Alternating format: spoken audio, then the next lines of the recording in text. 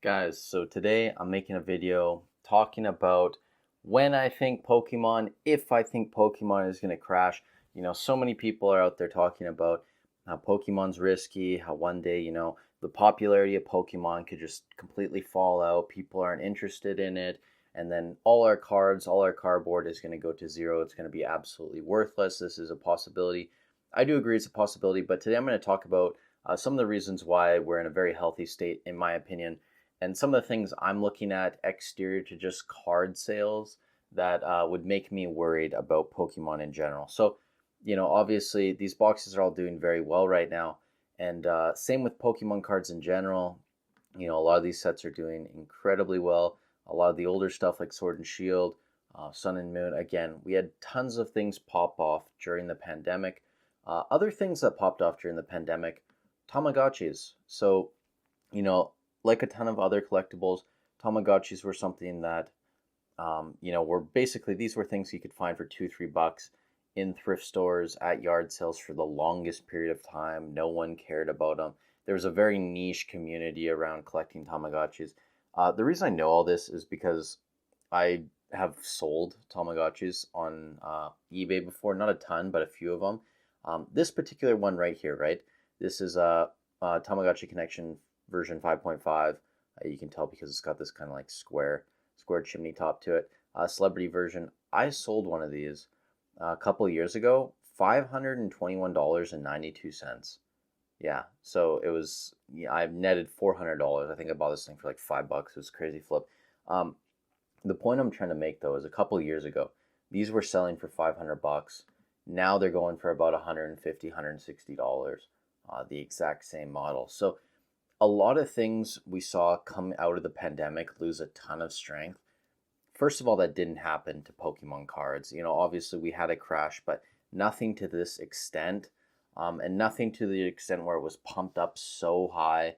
Obviously Pokemon cards had a massive pump, but compared to something like Tamagotchis, like these were basically worthless before the pandemic, right? Like you were literally seeing them go for like $2, $3 everywhere. Like no one cared about them.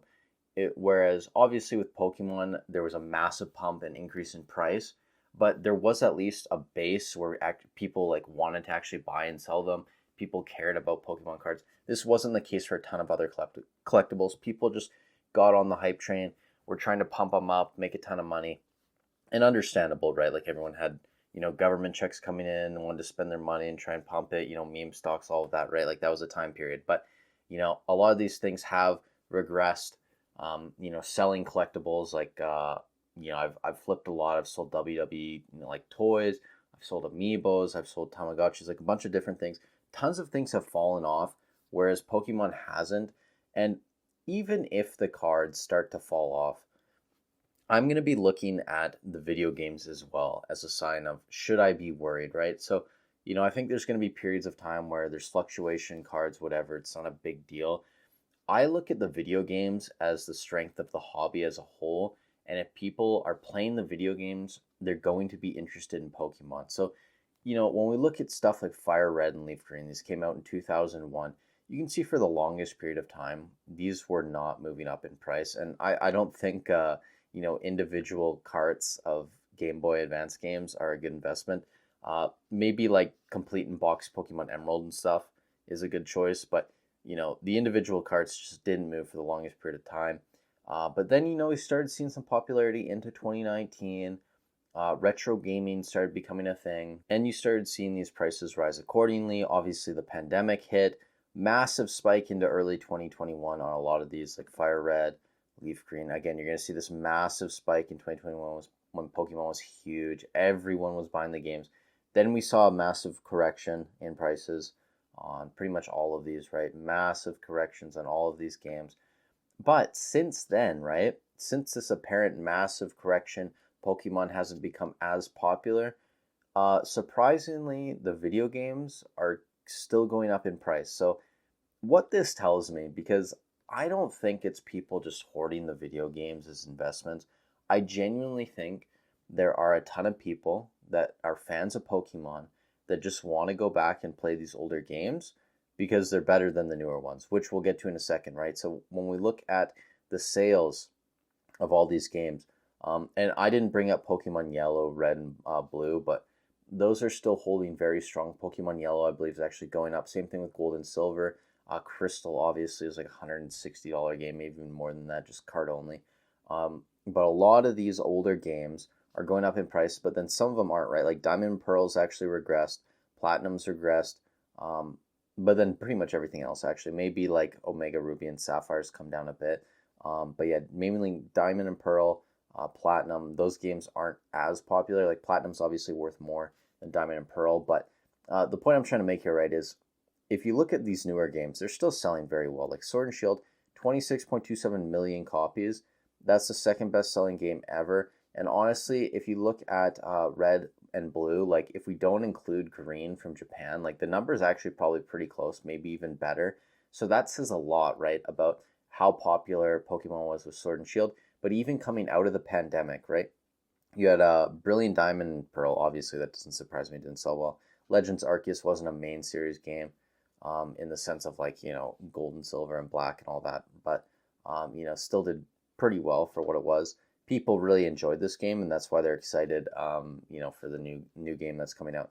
But then Scarlet and Violet, right? Almost 25 million copies sold of Scarlet and Violet. That's still very good. That's the third best selling game, essentially behind Red, Blue, and then Sword and Shield. So the popularity is still there for people in Scarlet and Violet to be playing these games, but it does make me concerned that people are going back and buying these games to play them now. They want to play Fire Red and Leaf Green. They want to play Sapphire. They want to play Ruby. And, people are choosing to play the Game Boy versions over like Alpha Sapphire and Omega Ruby too. So what that tells me is like part of it's just nostalgia. Part of it might be retro gaming. But part of it is also that people want to play the older games because they're just, at least in my opinion, subjectively, they're better than the newer games. And especially Emerald, right? Like Emerald's the big one out of it all. Obviously Emerald didn't sell as well, only 7 million copies compared to Ruby and Sapphire, and Fire Red and Leaf Green over 10 million and 15 million respectively. So what it tells me is people are going back playing the older games, and this is a good sign in the sense that people still want to play Pokemon. They have an urge to play Pokemon. They're not moving on to different things. They're not playing Pal World. I mean, some people are obviously. They're not playing, other role-playing games or stuff like that. People still want to play Pokemon, even if the newer games just aren't cutting it for a lot of people. So if we get a good game, if the next game that comes out is good, that'll be a good thing for the hobby. That'll tell us that people still are interested. Basically, the game sales will tell us a lot. Legends ZA coming up. It'll tell us a lot if people are still interested in the game. I imagine it'll sell pretty well, especially considering people want to play these games right now. Like people want to play Pokemon. They're not too concerned about other things. Obviously, some people are, but the price of these Game Boy games that are very old, right? The fact that it's higher than basically pandemic highs at this point is a good sign, in my opinion. If we can keep that up, obviously, I don't expect them to climb too much higher. I think this is like it just from a perspective where a lot of people can just buy repros for like $5, or you can emulate the game. So for a lot of people, it's not going to be worth buying an authentic copy, especially if you need to put new timing batteries into Ruby, Sapphire, and Emerald. But for a lot of people, they're willing to pay this price, which is good. We're higher than pandemic highs. That tells me there's a lot of strength in the market, even if other collectibles, again, like Tamagotchi, have fallen off. Pokemon's still there, right? So if we see this price, like say Emerald just drops to like $100, we go back to like February 2022, I would be worried at that point. If I saw, probably even if I saw it around 150 or even like 125 to 150, I'd start to be worried and questioning what's going on. Anything under $100, I'd be very worried about the hobby as a whole, just from a gaming perspective. So that's all I kind of got for you guys today. Look for other factors, right? Like look at the strength of the hobby as a whole. Obviously, the TCG is popping off, record numbers in terms of how many people are playing in certain regionals or whatnot. That's a good sign as well if people want to play the hobby. And if Pokemon's getting behind it, they're supporting the TCG.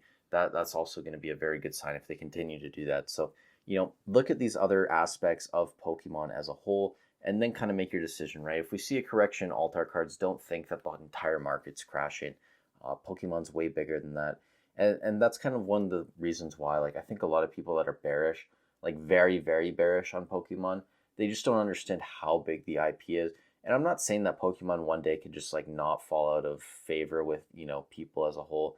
And especially like if we get another bad game or two games in a row, then I could very easily see this like happen where people just leave the hobby. But right now we're in a point where, people still enjoy the cards, people still enjoy some of the older games.